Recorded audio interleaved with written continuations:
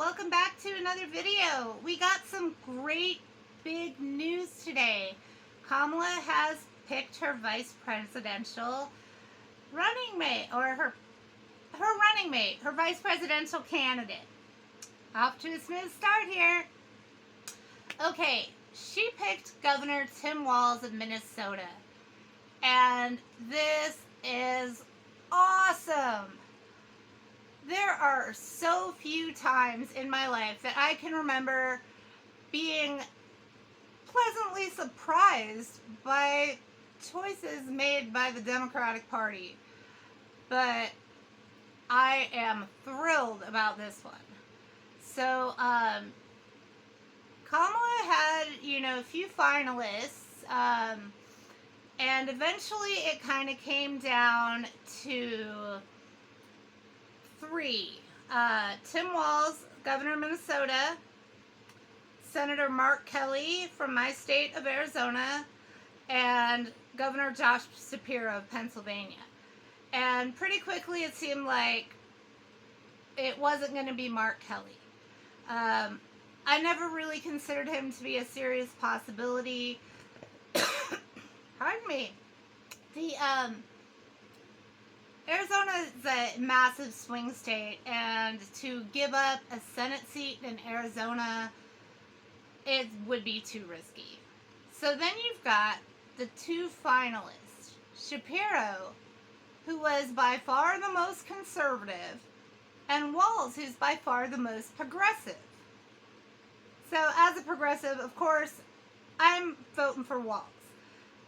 But also as a progressive, I am never delusional about how the Democratic Party is going to disappoint the progressives and go with the most conservative person. But, oh my God, y'all, we got Walz, and I'm stoked.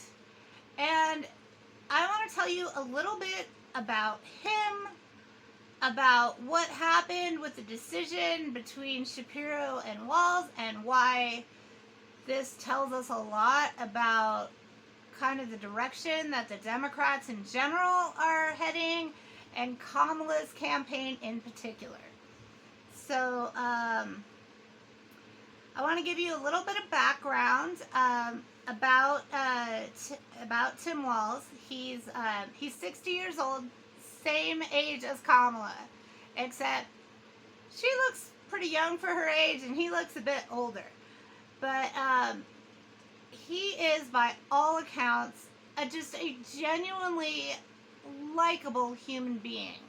He does not come off like this overly polished politician, but he does have a lot of experience. And he's a veteran, so that's good. 24 years in the National Guard. He spent 20 years as a public school teacher.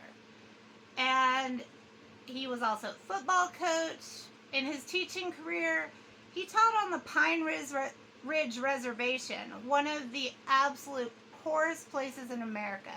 He also taught abroad in China for a year. He's fluent in Mandarin. With the geopolitical importance of China, that is a good thing. A thing none of the other people can offer. And he was in Congress for 12 years. He was active on the Veterans Affairs Committee. I believe he was the highest ranking veteran in Congress. He's also the chair of the Democratic Governors Association, and he has been the governor of Minnesota for the past 6 years. And in that time, he has gotten an astonishing amount of things accomplished.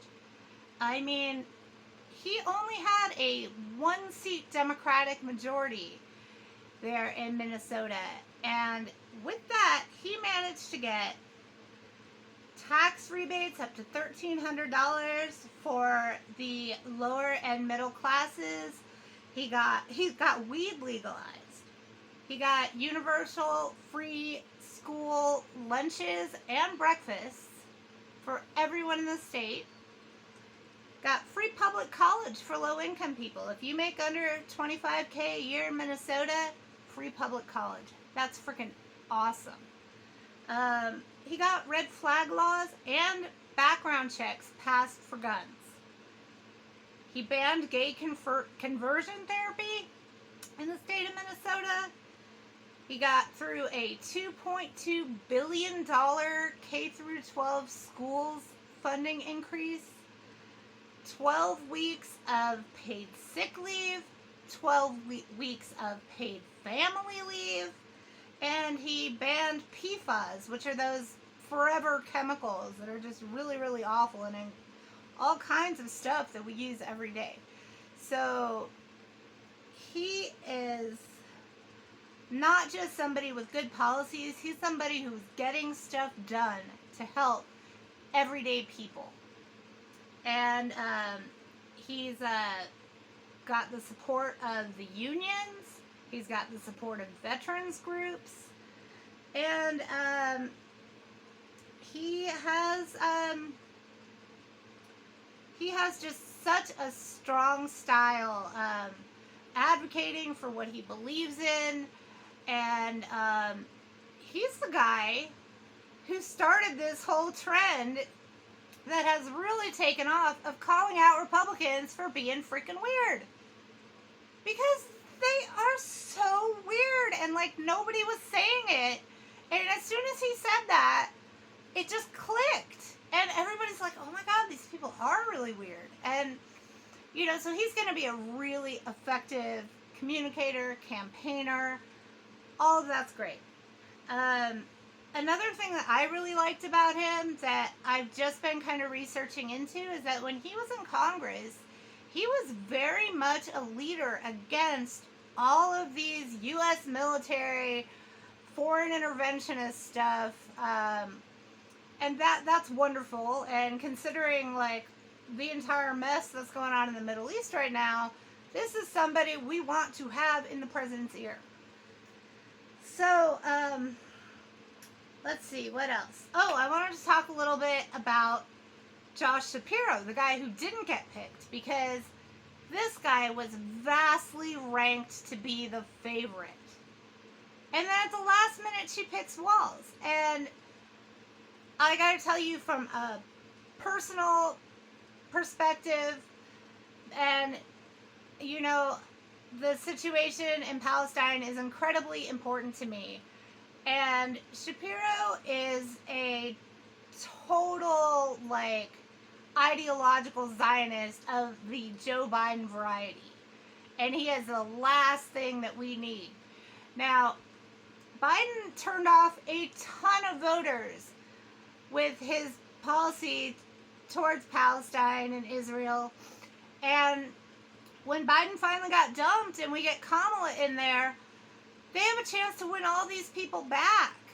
And if she had picked Shapiro, the governor who recently called the people in his state that were protesting against a genocide to be just like the KKK, I think that particular position is one of the reasons that his favorability in his own state just tanked from 65 to 45% in the polls in the past couple of months. And, you know, one of the reasons that he was considered to be a real favorite was Pennsylvania is a must-win state, and he's the governor of Pennsylvania. But there's really not all that much proof in the histories that picking the guy, your governor, is really going to win you the state. And particularly since it seemed like his popularity was tanking there, that makes it even more iffy. And if she had picked him, she would have risked all of this momentum that she's gaining with the youth, re-engaging with voters of colors that were just appalled by the genocide policy in the Biden administration. Now, picking somebody like Shapiro could well cost her Michigan and totally made the kids stay home. So I'm really, really glad she didn't do it. Shapiro, he did not volunteer. He was not a U.S. veteran like Tim Walz. He volunteered for military service with the Israelis instead of his own country. Now, he wasn't out toting a gun and shooting Palestinians, apparently. He was stationed in the Hasbara wing of the IDF, which is their propaganda arm.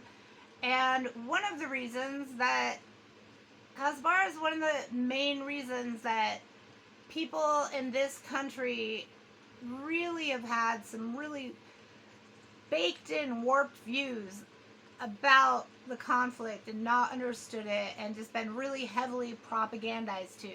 So this guy's a propagandist for the absolute worst group in the world. So yuck.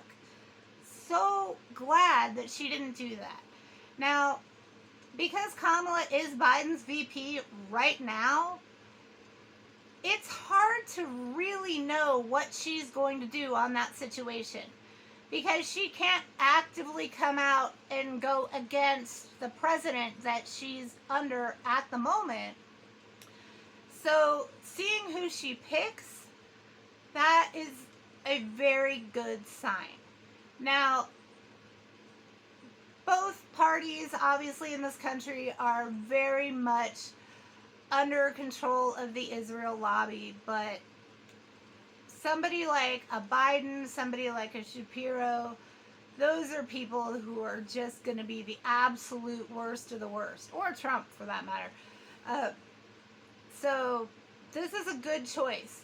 But I think the main thing that's coming up, because Kamala's getting into it so late, they haven't really had time to research everybody's histories and the skeletons that might be in their closet.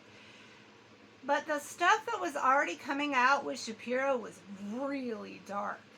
So apparently Shapiro, when he was the Attorney General of Pennsylvania, may have been involved in a cover-up of a murder of a first-grade teacher who, I haven't deeply studied this yet, but here's what I know. She was stabbed with, I think, a butcher knife over 20-something times. Many of these stab wounds were after she was dead and in the back of her skull. And Shapiro's office changed it from being ruled a homicide to being ruled a suicide.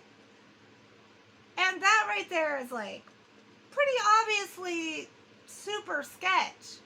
But then it comes out that the main suspect was his buddy that he grew up with and went to, like, I think Jewish day school together. Don't quote me on that. It was some sort of Jewish school that they had gone to together. And then, and the reason I mentioned that it was a Jewish school is because his response to being called out for this is to call the people anti-Semitic for questioning. So, I mean, that's Zionist playbook number one, right? If you do something morally questionable and you get questioned for it, just call anti-Semitism and that'll make it all go away. And that doesn't work anymore, and people are sick of that crap. And to do that to cover up a murder, and then you find out that this guy's his, like, lifelong friend, and that after they changed the ruling to being a suicide, suddenly he gets these huge contributions to his campaign from that family. So it looks super, super shady, immoral, corrupt. I mean, it doesn't get much worse than covering up a murder. And can you imagine the field day that Republicans would have running ads on that? And how do you even fight that? It's true. And then the timing of this is wild too, because the family has been fighting in court to get this case reclassified away from being a suicide and investigated as a murder. And just now, as this decision is being made, it gets called up to the Pennsylvania Supreme Court. So it's going to be all over the news. And I think that might be a bigger reason why Kamala doesn't want to be anywhere near that. I mean, she wants her campaign to be about what she's going to do, not defending some sketchy shit that her vice president pick did, that doesn't have anything to do with her personally, but drags her down, only benefits Trump. So, I don't know. I think she made the right choice. Everybody's going to have, some things that they can have ads run against them. But Walz really doesn't seem to have any deep skeletons in his closet. I think he got a DUI 30 years ago. And there's some controversy about when he was governor in Minnesota, calling in the National Guard during the Black Lives Matter George Floyd protests. And people on the left are pissed he called in the National Guard, and people on the right are pissed he didn't do it fast enough.